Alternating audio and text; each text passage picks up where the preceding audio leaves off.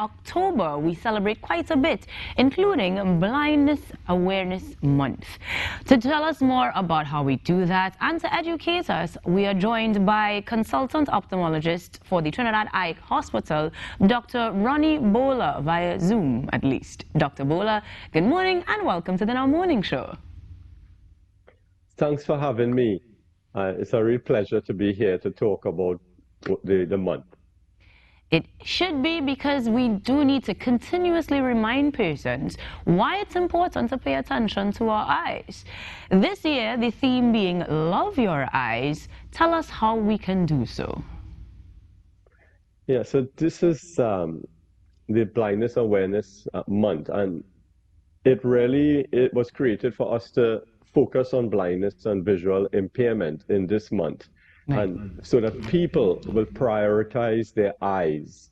And what we want people to do is to go out and get their eyes tested, because there could be conditions going on or problems going on with your eyes that could affect your vision and you don't know about it. And one of those conditions is glaucoma.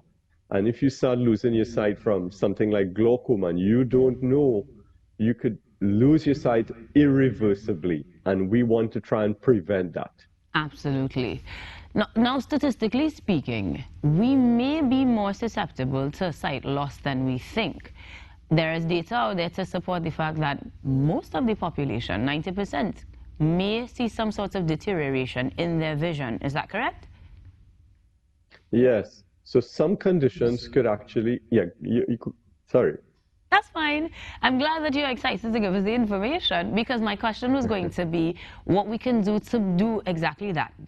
Prevent rather than have to be looking at what we can do after or navigating irreversible blindness. What are some of the preventative things or some of the signs that we could look for so that we can begin to take better care of our vision? Yeah, I think some conditions give you reduced vision. So you pick those up and you can go and see the eye doctor or the eye professional and get diagnosed.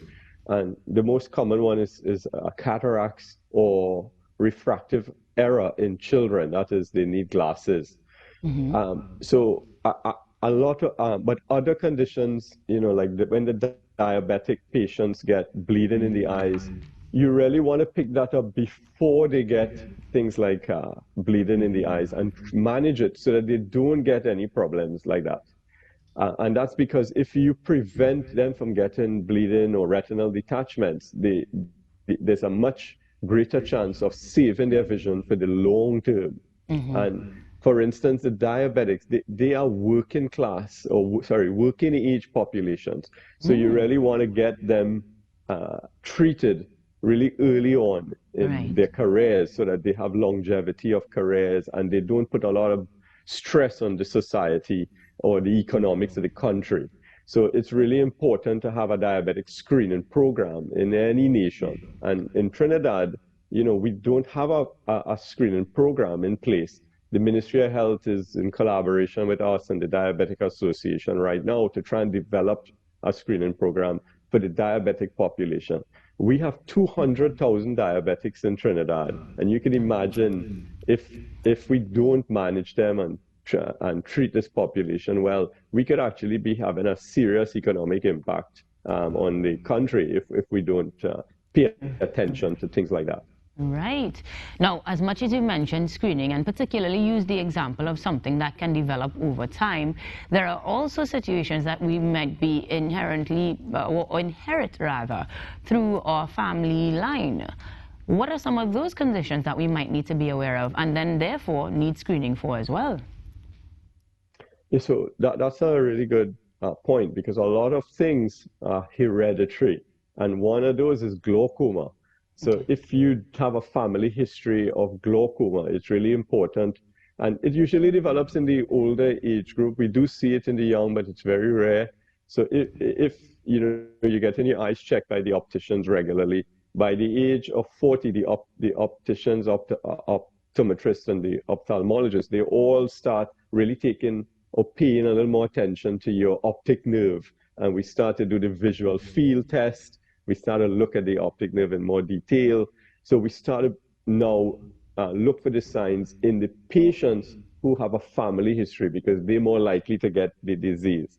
The other condition that I just want to highlight is myopia in children.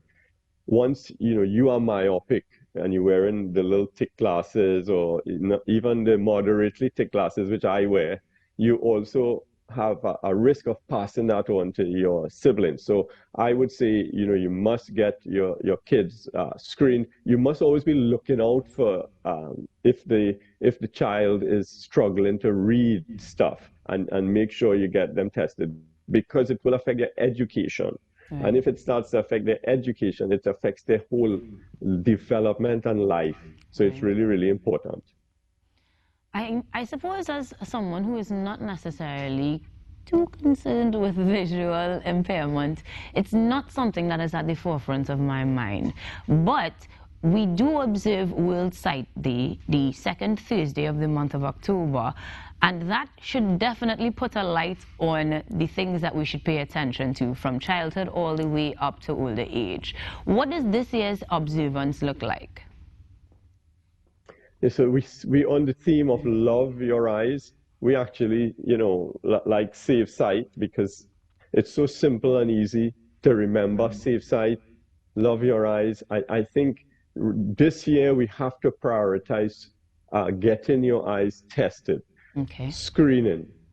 If you have kids, make sure they get their eyes tested. We're going to be setting up in malls to do vision screening. So one of the things you could do, tomorrow is World Sight Day, so get out there, look for the stands, get your eyes tested. And if you don't get tested on World Sight Day, there are, you could go to the opticians all the time and get the vision tested. Sounds good.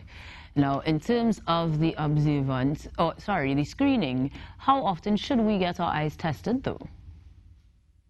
So every 1 to 2 years is the average. So I would say if you have no problems with your eyes, 2 years is pretty reasonable. Usually your optometrist or optician would have you on their record, and every 2 years they'll be calling you. If Right. you don't have that, then you should really get your eyes checked and looked at. Dr. Bhola, that reminds me, I got a call last month. I have to reschedule. But granted that we have young persons, particularly, doing a lot more online work, the Zoom, the iPad, and of course your phone. Are we seeing any sorts of statistical change in society's numbers where eye care needs are concerned? Yeah, with the screens, the digital devices, we get two conditions developing, and one is especially in kids who had to do a lot of online schooling for 2 years and more. We saw a development or increase in myopia. It got so it's almost like an epidemic of myopia increase worldwide. So what's started to happen now is that we've been developing myopia clinics within the Trinidad Eye Hospital to treat large groups of children who have developed myopia, and increasing myopia now is developing. So there is drops and other treatments that we use to reduce the progression of myopia in this group of children. The other problem that we see with the devices is digital eye strain, which develops because you have to use these devices for so long. You start getting more dryness on the surface of the eye, and you also start getting a lot of eye pain or strain. So we have the 20/20 rule and other things to try and help you to reduce the digital eye strain that you're suffering. Every 20 minutes, take 20 seconds, just close the eyes, and that would relax the eye muscles and reduce the strain on the eye, and also re-lubricate the eye. So, when you're all on screen, I want to see you all just closing the eyes for a little 20 seconds and then going again. Well, Let the lecturers and the teachers know we're not falling asleep. We're just practicing the No. 2020 rule. But that's some great advice that we could absolutely put into practice to show how we love our eyes.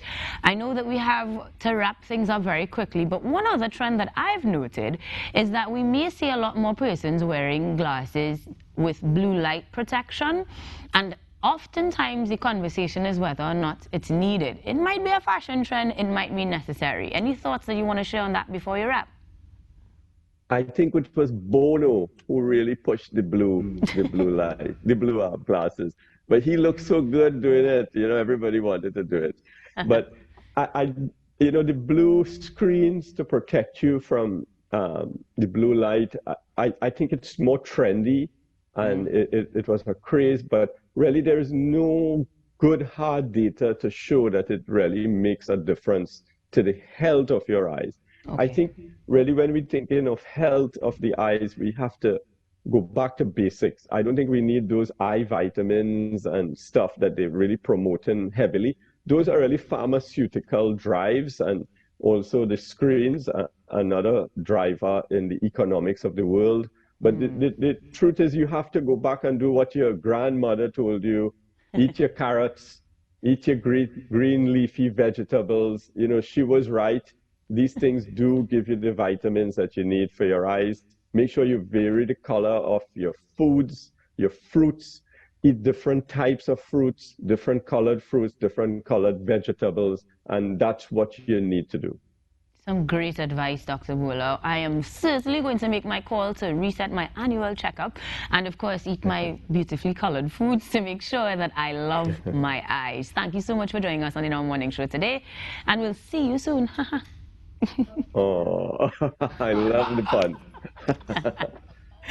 Dr. Ronnie Bhola joining us this morning to remind us that World Sight Day is tomorrow, the second Thursday in October, and we want you to love your eyes. So stick around so you can continue to watch us here on the Now Morning Show.